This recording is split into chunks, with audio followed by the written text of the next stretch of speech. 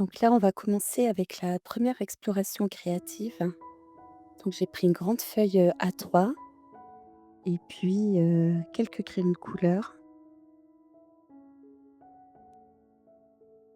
quelques feutres qu'on a tous, à la maison. Vous allez voir, c'est quelque chose, de très simple. Cette exploration créative va nous permettre de pouvoir, mettre à plat une décision qu'on a à prendre, d'arrêter de la mentaliser et de la l'appréhender par un autre moyen. Et là, vous voyez, j'ai des carnets avec, des stickers. Ceux-ci, je les ai notamment trouvés chez Action pour quelques euros. Et au début, je voulais dessiner, mais vous allez voir que je vais, très vite utiliser finalement ces stickers. C'était beaucoup plus rapide. Donc je commence à dessiner de manière très schématique, un chemin, puisque le thème de cette exploration est le chemin de ta décision. Et là, je fais des ramifications, d'autres chemins qui partent avec des sortes de carrefours. Parce que ça symbolise bien, la pensée que j'ai, actuellement dans ma tête, cette idée qui demande d'être un petit peu, explorée différemment. Et là, je ne sais pas si j'ajoute un troisième chemin, mais finalement non, je vais fermer là. J'ai 3 projets en ce moment dans la tête en parallèle et ça me prend beaucoup de temps, beaucoup d'énergie mentale. C'est pour ça que j'ai fait, ce travail.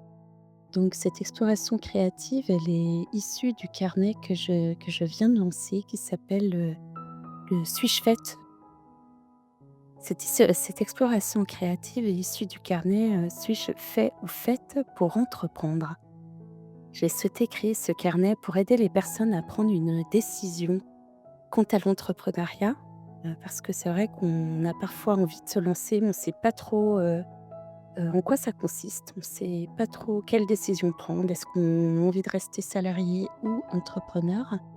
Et parfois, on a seulement, quelques idées, rapides de ce qu'est l'entrepreneuriat, mais on a du mal à comprendre, ce en quoi ça consiste. Donc ce carnet est là pour vous aider, pour vous accompagner, avec des questions d'introspection, du journaling, pour faire le point. Et ces explorations créatives, pardon, je les écris en fait pour vous aider à réfléchir aussi d'une autre manière, beaucoup plus intuitive, beaucoup plus personnelle, avec moins peut-être l'impact, de l'extérieur.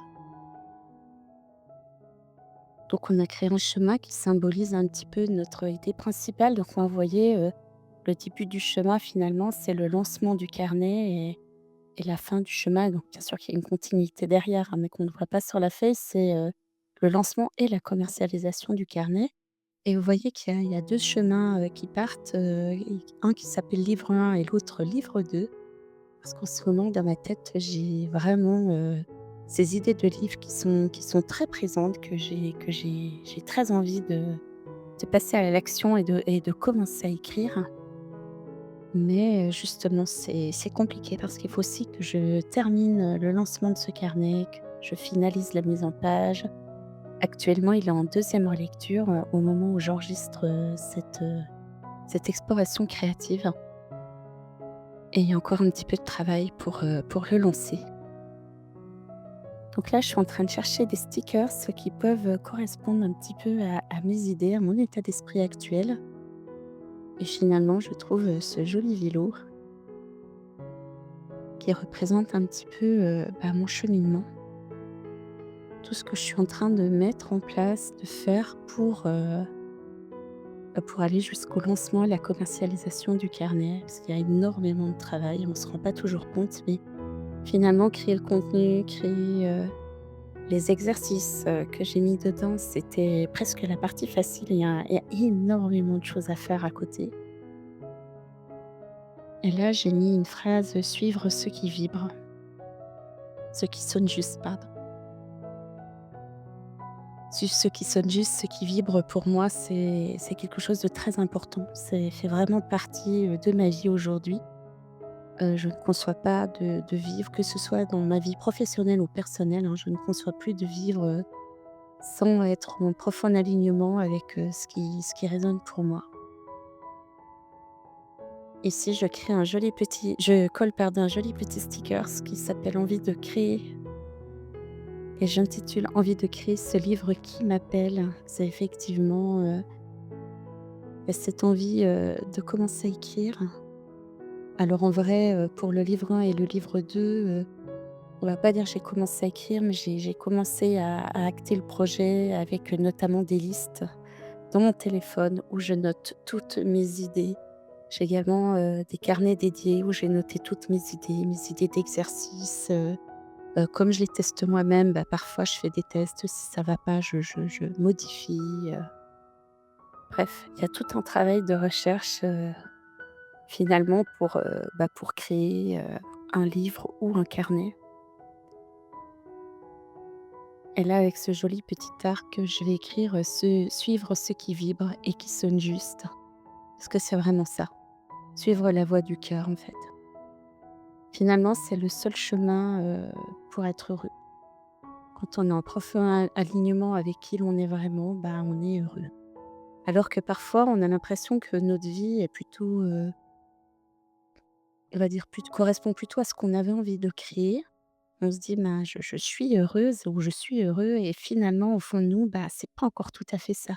Et ce pas tout à fait ça, bah, c'est justement, il manque cette vibration du cœur, en fait. C'est pas vraiment ça encore parce qu'on n'est pas encore complètement en alignement. Et là, avec ce joli nuage et ces petits cœurs, je note ce livre, enfin livre 2 qui m'appelle.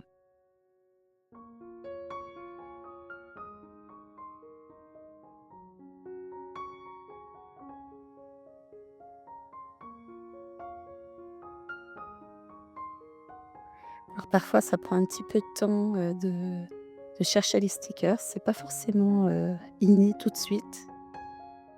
Et puis parfois, comme là, ben, on les casse, on les déchire, on les décolle, ça peut arriver, mais ce n'est pas grave. Donc vous voyez, c'est quelque chose de très simple et dans le carnet, j'en parle beaucoup. Je dis beaucoup aux personnes, lâchez-vous la grappe avec l'histoire de: «Est-ce que c'est joli? Est-ce que c'est beau? Est-ce que c'est réellement ce que j'ai envie de faire? Est-ce que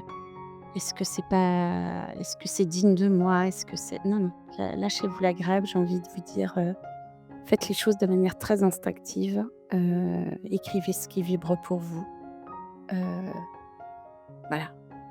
C'est ça l'important. L'important là, c'est un travail que vous allez faire, en parfaite, introspection.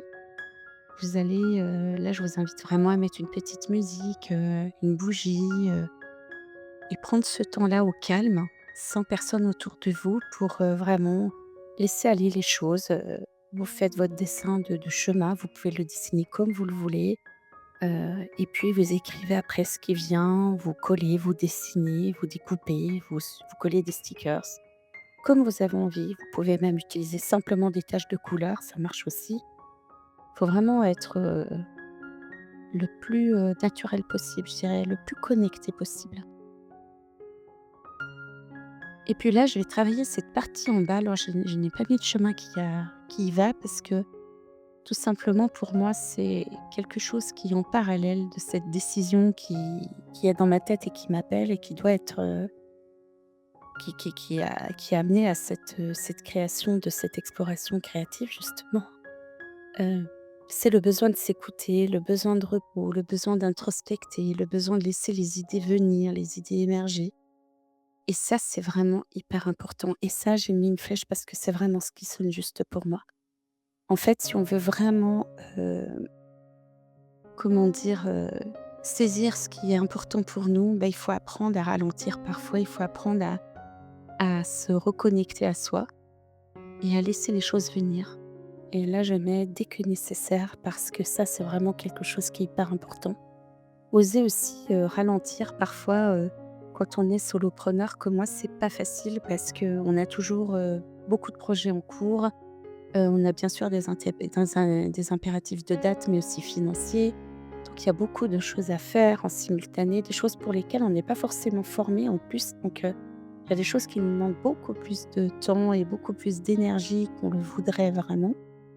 Et parfois, c'est compliqué, donc on a tendance à vouloir tourner de front, à aller à vite, vite, vite, vite, vite, à 100 à l'heure tout le temps Heu, Si vous êtes comme moi, vous faites des to-do list, des plannings, vous avez des deadlines à respecter, vous respectez votre rétro-planning, ça c'est très bien, mais parfois vous vous rendez compte que, bah, vous êtes en train un petit peu de vous abîmer, ouais, d'user trop d'énergie et parfois c'est important aussi de savoir, ralentir, de savoir se ressourcer. C'est ce que je viens de mettre avec cette petite, personne-là qui est en train de lire.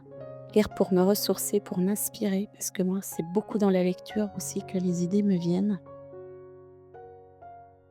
J'aime beaucoup lire des magazines tels que Flow, Happiness, Simple Things, Open Mind et puis, aussi, tout simplement à Modes et Travaux. Je me suis abonnée cette année à Modes et Travaux pour avoir, justement, un petit peu cette actualité au niveau de la mode, au niveau de la décoration, au niveau un petit peu des tendances. Parce qu'avec les autres magazines, c'était pas trop ça. C'est rigolo parce que c'est un magazine que lisait ma grand-mère, donc j'ai été bercée avec ce magazine-là tout pendant que j'étais petite et je le feuilletais souvent. C'est aussi un petit peu en hommage à elle que j'ai pris, Modes et Travaux cette année en abonnement. Alors là, je suis en train de dessiner, un lac, une piscine, bref, une étendue d'eau. Je ne sais pas très bien dessiner, c'est pas grave et là, nager parce que j'adore l'eau. J'adore nager, j'adore, le bruit de la pluie. J'adore la pluie, j'adore écouter l'eau, qu'elle soit, avec une cascade, que ce soit, le bruit des vagues. J'adore l'océan, la mer, prendre le temps. Alors je dis nager, prendre le temps parce que j'ai du mal. J'avais décidé d'aller à la piscine au moins 1 fois par semaine, mais actuellement je j'arrive pas à m'accorder ce temps. Donc ça serait vraiment bien que je le fasse. Et là, j'ai écrit effectivement que c'est quelque chose qui est en parallèle, mais qui n'est à ne surtout pas négliger.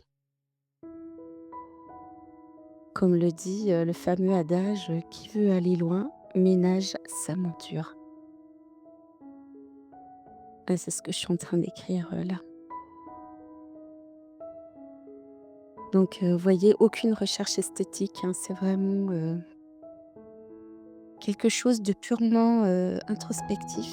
Mais moi, personnellement, j'adore regarder ce genre de collage, même après coup, parce que c'est très parlant et c'est très beau à regarder, c'est très inspirant. J'ai beaucoup de collages comme ça de bricolage que j'ai fait, d'introspection, que j'ai mis en lumière comme ça et que je prends plaisir à regarder même, quelques années après, à feuilleter. Et là, je vais quand même, faire une toute petite partie sur, bah, vraiment l'entrepreneuriat avec l'organisation du temps. On dit souvent que le temps, c'est de l'argent, mais c'est complètement vrai malheureusement. Le temps, c'est aussi la ressource la plus importante qu'on a ici sur terre et le temps nous est compté pour chacun d'entre nous et c'est important de prendre en compte, cette donnée-là et de profiter de chaque instant, justement à sa juste valeur. C'est tellement triste de dire, «Je ne vis que quand je suis en week-end ou que quand je suis en vacances». Là, je trouve que c'est très, justement très agréable d'être entrepreneur pour moi parce qu'aujourd'hui, je profite vraiment de chaque instant. J'adore être chez moi, donc je crée depuis chez moi. J'ai une qualité de vie, je trouve, super, même si bon, ça n'enlève pas toute la partie, vraiment, purement, bah, stratégique ou même de management de mon entreprise avec toutes les décisions, avec, tout ce qu'il y a à faire. C'est quand même très agréable. Donc là, j'écris m'organiser pour commercialiser donc dans les temps.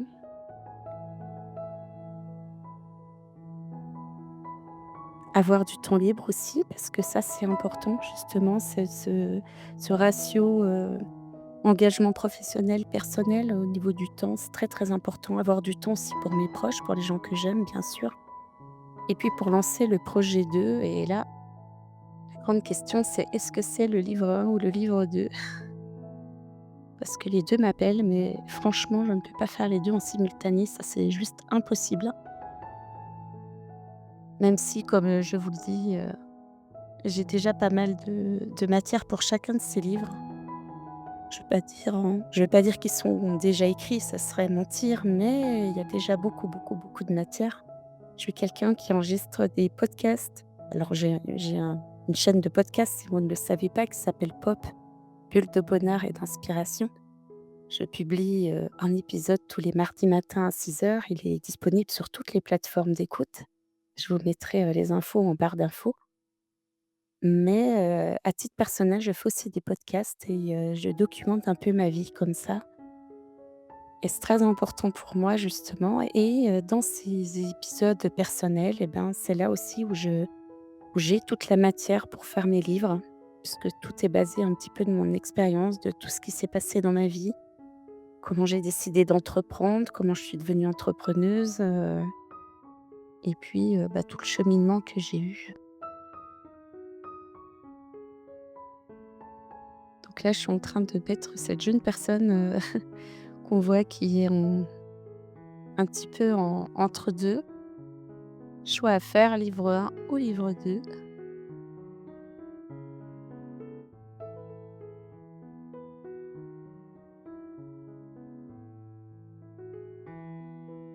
Je prends le temps de réfléchir et parfois je vois des stickers et je me dis: «Ah, j'aurais peut-être dû mettre celui-là à cet endroit aussi». Mais il faut jamais regretter. Si on a choisi ce stickers-là à un moment donné ou cette image, c'est que c'était celle-là qu'il fallait mettre. Donc ce livre, c'est un livre le livre 2 est un livre, très important pour moi, qui va vraiment, regrouper, pas mal de choses de mon univers, de qui je suis. Je l'appelle un peu mon livre doudou, en fait. C'est pour ça que j'ai mis, ces petits cœurs.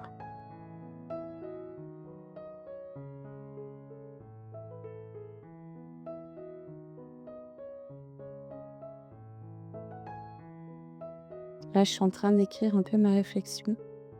Donc très envie d'écrire ce livre 2, mais le livre 1 est davantage dans la continuité du carnet, ce qui est beaucoup plus logique donc du coup de le publier, pardon, à la suite du carnet. Voilà, il faut savoir être raisonnable par moment. Et là, c'est vraiment une prise de décision que j'ai, donc je la fluote en fait.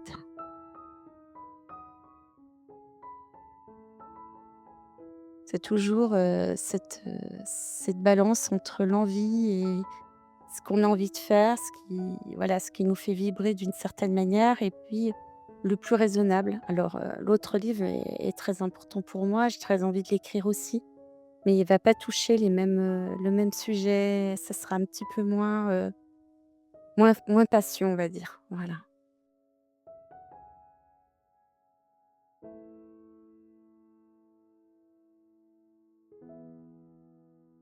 Donc je vais symboliser ce choix à faire avec, cette jeune personne et finalement, bah, je symbolise avec d'un côté un joli bocal avec, on dirait, des bonbons. Ça représente plutôt le côté doudou, le côté passion, voilà et puis l'autre avec une carotte qui est quand même beaucoup plus le côté raisonnable. C'est un petit clin d'œil, c'est quand même mieux de manger, des carottes que des bonbons pour, la santé donc voilà, je me dis: «Bon, bah, stratégiquement, c'est quand même meilleur de prendre le livre 1».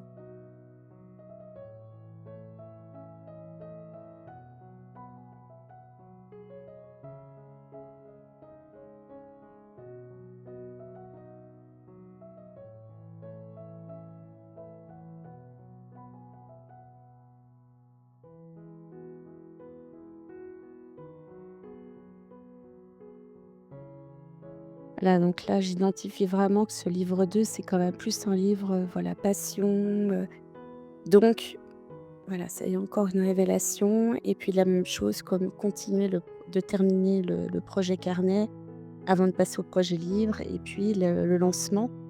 Donc du coup, bah, je suis en train d'un petit peu hiérarchiser, mes décisions, sachant que la 3 et la 4 sont finalement, corrélées, hein.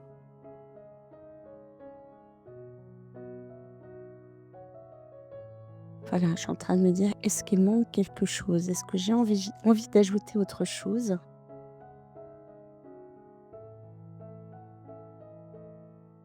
C'est vraiment un dialogue intérieur. Moi, je fais toujours ça dans des moments très calmes, je me mets une musique douce, parfois j'allume une bougie, pas systématiquement, mais je veille toujours à être dans un moment où voilà, je ne suis pas dérangée et puis, j'y vais tranquille. Alors au début, c'est pas simple, hein, parce qu'on est face à cette page blanche et puis on se dit: «Bon, bah, il faut que je me lance». Mais voilà, le fait de faire quelque chose de très schématique, de très simple, finalement, finalement c'est super parce que ça aide à se lancer plus facilement et vous allez voir qu'au final, une fois terminée, cette exploration créative, moi je la trouve très jolie. Je la trouve très inspirante, très agréable à regarder. Donc elle fait partie d'un carnet qui s'appelle, donc comme je vous ai dit, carnet, «Suis-je fait pour entreprendre?» Alors suis-je fait ou faite, hein, pour entreprendre? J'ai vraiment eu envie d'écrire ce carnet parce que moi aussi je me suis posé cette question et que peut-être que vous êtes, des personnes ici à vous poser cette question-là également et c'est pas forcément évident d'avoir la réponse tout de suite parce que souvent on a une idée de ce qu'est l'entrepreneuriat, on idéalise parfois des choses, et on se dit: «Oui, oui, ça va me correspondre, c'est pour moi», et puis parfois, ben, on se rend compte, une fois qu'on s'est lancé que non, c'est pas pour soi. Je maintiens que l'entrepreneuriat n'est pas fait pour tout le monde. Au même titre que d'aller, par exemple, étudier en faculté, c'est pas quelque chose qui est forcément donné à tout le monde. Au même titre même de faire du télétravail, il y a des gens qui sont tout à fait aptes à travailler en télétravail parce qu'ils savent, voilà, s'organiser. Ils n'ont pas besoin d'avoir un cadre autour d'eux. Ils savent prendre les décisions, ils ont le mental, l'état d'esprit pour. Et puis, bah, il y a d'autres personnes qui, par contre, ont besoin d'avoir des interactions avec des personnes, ont besoin d'avoir un cadre, ont besoin pour, voilà, d'avoir, des objectifs qui leur soient fixés pour qu'ils puissent avancer. Et quand vous êtes entrepreneur, surtout solopreneur, vous êtes tout seul et ça, il faut bien le prendre en compte. Donc c'est vrai que ce carnet, il était important pour moi et je trouvais que c'est quelque chose, moi, que j'aurais aimé trouver quand j'ai pris ma décision. Heu je savais que je voulais être entrepreneur et vraiment je ne regrette pas du tout ma décision. Et c'est vrai que ça fait maintenant depuis janvier 2025 que je me suis lancée. Hem, L'année dernière, j'ai vraiment durant l'année 2025, là on est en avril 2026, hein, pour info, on est le 10 avril 2026 à l'heure où je tourne, cet audio. Hem, on se rend compte que finalement, je me suis rendu compte, pardon, que finalement la décision était bonne, mais tout au long de l'année 2025, j'ai quand même eu, des hauts, des bas, des prises de conscience, c'était pas forcément évident pour moi, tous les jours et ça m'a donné envie d'écrire ce carnet. J'ai aussi beaucoup côtoyé des personnes quand j'ai fait ma formation, sur l'entrepreneuriat qui, finalement, avaient pris un peu une décision à l'emporte-pièce. Je vais pas dire qu'elles regrettaient, mais elles étaient pas si sûres d'elles à ce moment-là. Donc ce carnet, vous pouvez le retrouver chez Amazon. Je vous mettrai le lien, en barre d'infos. Voilà, je vous remercie d'avoir regardé, cette vidéo. J'espère que ce petit tuto pourra vous aider également dans vos prises de décision et je vous dis à très vite.